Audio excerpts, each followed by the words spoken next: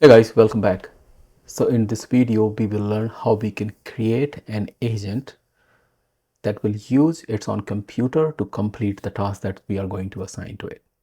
It will be able to open browser, open the applications, or any other app that we would like this agent to open and complete the work. These agents that use its own computer are very useful for the legacy applications, where you want this agent to use username and password to log into that application and complete the work, and that system or application doesn't really provide an APIs. So stay tuned. I will show you how you can create and how this work. Welcome back, and thank you for watching this video, and thank you for subscribing to my channel. So how you can create the agent that can use its own computer. So we are going to create this agent in Copilot Studio. Okay, so we're going to log into copilotstudio.microsoft.com. Once you log into the home page, you will see a new tab here calling Create Computer Using Agent. What does that mean? That means that you can create an agent that can use its own virtual computer to complete the task. So I'm going to click on that. Okay, so once the agent is ready for you to create and save, we need to add a tool, and that's where we can select that this agent is going to use a computer. So once I click on add a tool, on the create new tool, I can see a new option here calling computer use. This is the tool that's going to allow this agent to open a computer and follow the instructions to opening other app or application that we are going to add it to the prompt. So we're going to click on the computer use. This will open an instruction window, okay, nothing but the prompt window, where you can type your own prompt. This is nothing but telling this agent which applications or URL it needs to go and do what as a next, right? If you are trying to understand how this works, there are few available options or template that you can use. You can use it for invoice processing, you can use it for data entry, or you can use it for data extraction. Let's see data entry, right? Now, if you can look at this prompt, pretty straightforward. And what this is saying, go to this website, right? And if I copy this, this is a sample website that I think Microsoft has created just for us to understand how this is going to work. It has different field name here and also submit button. If you go back here, the instructions are very simple. It's saying go to this website and submit a new entry for each of the following item, and it has 1, 2, 3, 4, 5 items, and that's it. So we're not going to change anything. We're going to just see how this works with basic setting, and then we will take it to the next step. I'm going to click add and configure. Okay, perfect. So now, as you can see here, this is the name of my agent. I'm going to add a demo at the very end, the description, the instruction that we have provided, and everything else is empty right now. We will talk about it later. Let's click save. So first save it. We're going to do a quick test with basic setting, and then we can go to the next step. Now you have two options.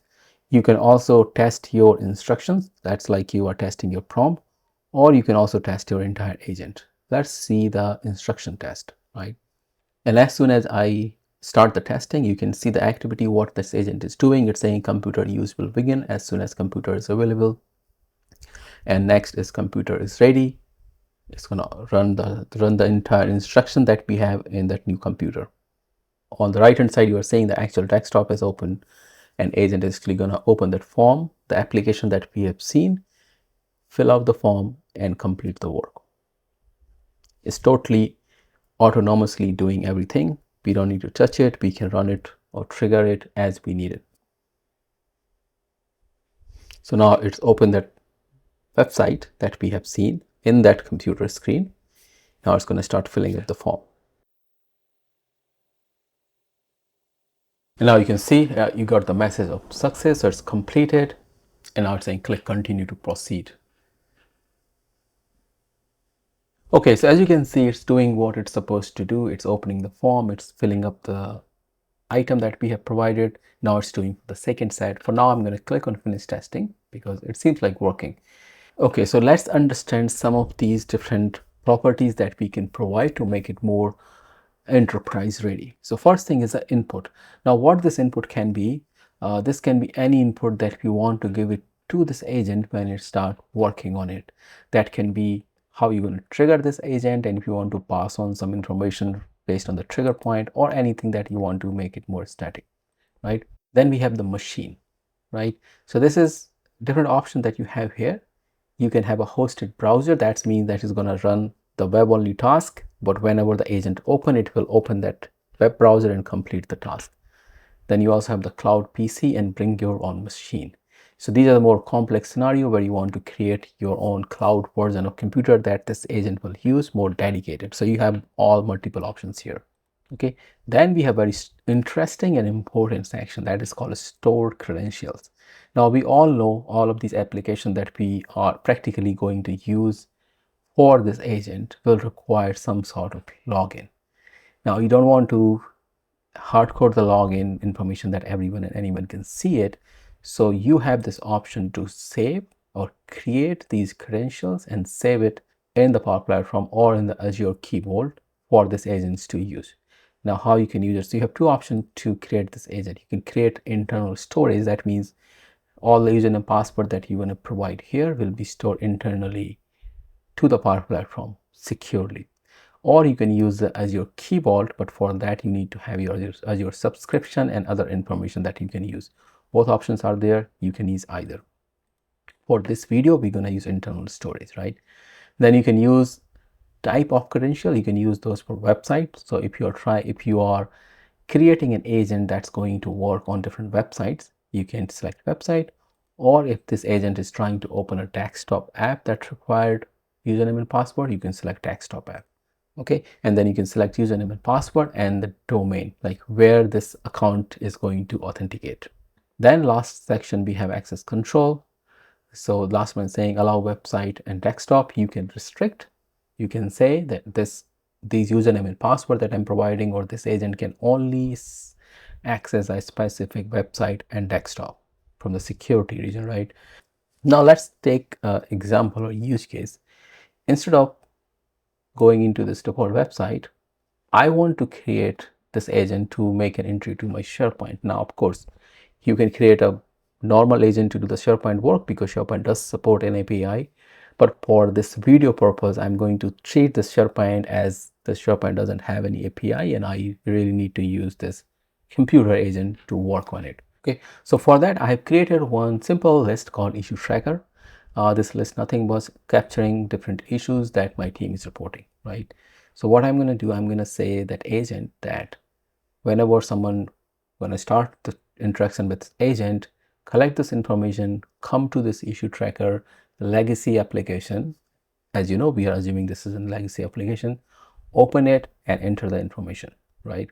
So for that, we need to make some changes to our instruction. So instead of going to this default website, I'm going to say go to this website. This is my SharePoint list, right? Now this is also can work with MFA. This is multi-factor authentication. The SharePoint is going to have an MFA, and I want to show you how you can work with this even if the application does have an MFA. The next instruction, we're going to say that use the stored credentials to log in, and after entering username and password, wait for the MFA authenticator app approval. Okay, now of course we are going to create those or store those credentials in a minute, but this is the instruction. So you are saying go to this website, enter the username and password, and then wait for MFA approval. To be safe, I'm going to add another instructions, very specific, wait on MFA screen before proceeding to the next step. And why we need this, because sometimes what happen, if you don't put the direct instructions, it will open the authentication, send the MFA request, and then move to the next, and it will not complete the authentication and fail. Now this can apply to any other legacy application if they have some different type of authentication that you want to work on, right?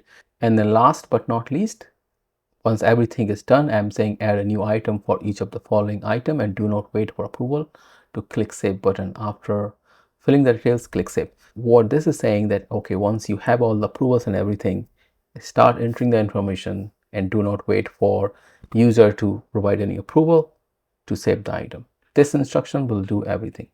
And you can also use instructor builder if you want to create more ready to go instructions as needed.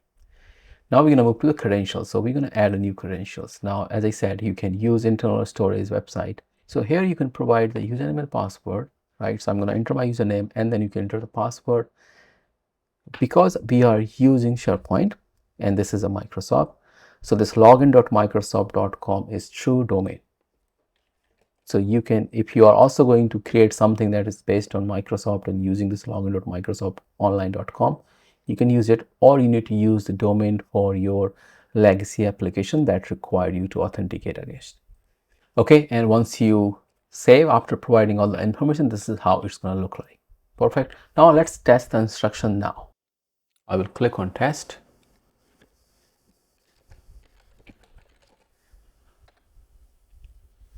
And now I'm just saying enter data, so it will pick up the data entry tool and it's going to start doing its work.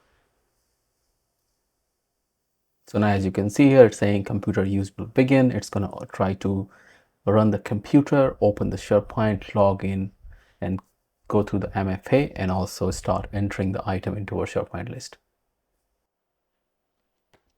Okay, so now it's going to open the browser, enter the username and password and send the request to the MFA to log in. And as you can see, I received the request and I approve it. Now it's going to move forward, open the SharePoint and start entering the item to the SharePoint list.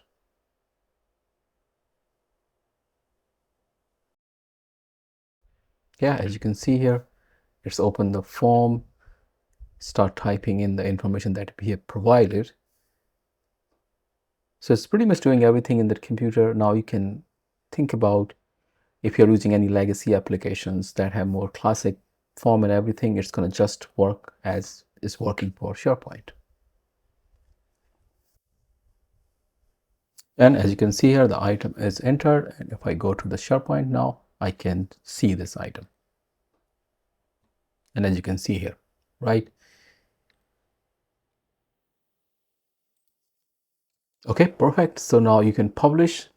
And if you like to see how you can publish this to the team or SharePoint or any other custom website, don't forget to watch my previous video or leave a comment if you really want to see how we can publish this agent to the team's demo website, SharePoint or other places.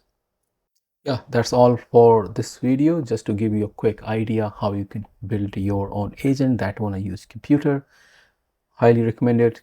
You should go ahead and give a try and use. If you have a legacy application, try to see how this will gonna work with your legacy application. Thank you for watching and thank you for subscribing to my channel.